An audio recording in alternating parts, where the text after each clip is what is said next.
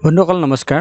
আজিৰ এই ভিডিঅ'টোত আমি কথা পাতিম আপুনি যদি SBI কাস্টমাৰ হয় আৰু SBI আপোনাৰ একাউণ্টৰ বেলেন্স সাৰ্টিফিকেট এখনৰ দৰকাৰ হৈছে তেতিয়াহলে আপুনি অনলাইন বেলেন্স সাৰ্টিফিকেটখন কেনেকৈ ডাউনলোড কৰিব পাৰিব। যদি আপুনি জানিব বিচাৰিছে চাই থাকক এই ভিডিঅ'টো শেষলৈ। আমি এই টপিকটোৰ ওপৰতে কথা পাতিবলৈ গৈ আছো। নমস্কাৰ বন্ধুসকল, মই প্ৰণৱ আৰু স্বাগতম জনাইছো মোৰ ইউটিউব চেনেল ডিজি অসমলৈ। বন্ধুসকল প্ৰথমতে আমি SBI ইন্টাৰনেট বেংকিংত লগইন হৈ যাম আৰু আগৰ প্ৰচেছখিনি ষ্টেপ বাই ষ্টেপ দেখুৱাম। বলক এতিয়া আমি আমাৰ ল্যাপটপৰ স্ক্ৰিনত যাওঁ। বন্ধুসকল দেখা পাইছে আমি এতিয়া আমাৰ ল্যাপটপৰ স্ক্ৰিনত গুগল ওপেন কৰি লৈছো।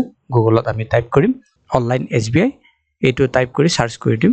সাৰ্চ হোৱাৰ পাছতে onlinesbi.com বা onlinesbi.sbi এই লিংকটোৰ ওপৰত আমি ক্লিক কৰি দিম। এতিয়া আমি এই পেজটোত আহিম। ইয়াত পাৰ্সোনাল বেংকিংৰ আন্ডাৰত লগইনৰ ওপৰত ক্লিক কৰিম।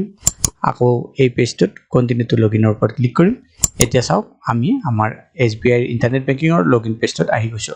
ইয়াত আপোনাৰ SBI ইন্টাৰনেট বেংকিংৰ ইউজাৰ নেম, পাসওয়াৰ্ড, ক্যাপচা কোডটো ভৰাই লগইন কৰি দিব লাগিব। এইখিনি ভৰাই লগইন কৰাৰ পাছতে এটা OTP আপোনাৰ ৰেজিষ্টাৰ্ড মোবাইল নম্বৰত গুচি যাব। সেই OTPটো ভৰাই সাবমিট কৰিলে আমি আমাৰ একাউণ্টত লগইন হৈ যাম। এতিয়া আমি এইখিনি ইয়াত কৰি লওঁ। এতিয়া চাওক আমি আমাৰ একাউণ্টত লগইন হৈ গৈছো। লগইন হোৱাৰ পাছত আপুনি পেজটো এনেকুৱাকৈ দেখা পাব। ওপৰৰ বাৰডাৰত ই সাৰ্ভিসেছৰ এটা টেব পাম, তাৰ ওপৰত ক্লিক কৰিম। তাৰ পাছতে কিছুমান অপচন পাম। ইয়াত এই পেজটোত আমি মাই সাৰ্টিফিকেটছ যেটো অপচন আছে সেইটোৰ ওপৰত ক্লিক কৰি দিম। মাই সাৰ্টিফিকেটৰ ওপৰত ক্লিক কৰাৰ পাছত বহুত কেইটামান লিংক ইয়াত আমি পাম। তললৈ আহিম, অকমান স্ক্ৰল ডাউন কৰিম পেজটো। একেবাৰে শেষত আপুনি পাব বেলেন্স সাৰ্টিফিকেটৰ এটা অপচন, সেইটোৰ ওপৰত ক্লিক কৰিম। বেলেন্স সাৰ্টিফিকেটৰ ওপৰত ক্লিক কৰাৰ লগে লগে আপোনাৰ যেটো বেলেন্স সাৰ্টিফিকেট আছে সেইখন নিজে নিজে ইয়াত দেখা পোৱা যাব, মানে ডিসপ্লে হৈ যাব। ইয়াত আপোনাৰ PPF account, deposit account, saving bank account, loan account সকলো বিলাকৰ বেলেন্স দেখিবলৈ পোৱা হ'ব। এতিয়া ওপৰত মোৰ যেহেতু একেটা CIF নম্বৰ আন্ডাৰত থকা একাউণ্ট বিলাকহে ইয়াত দেখা পাব।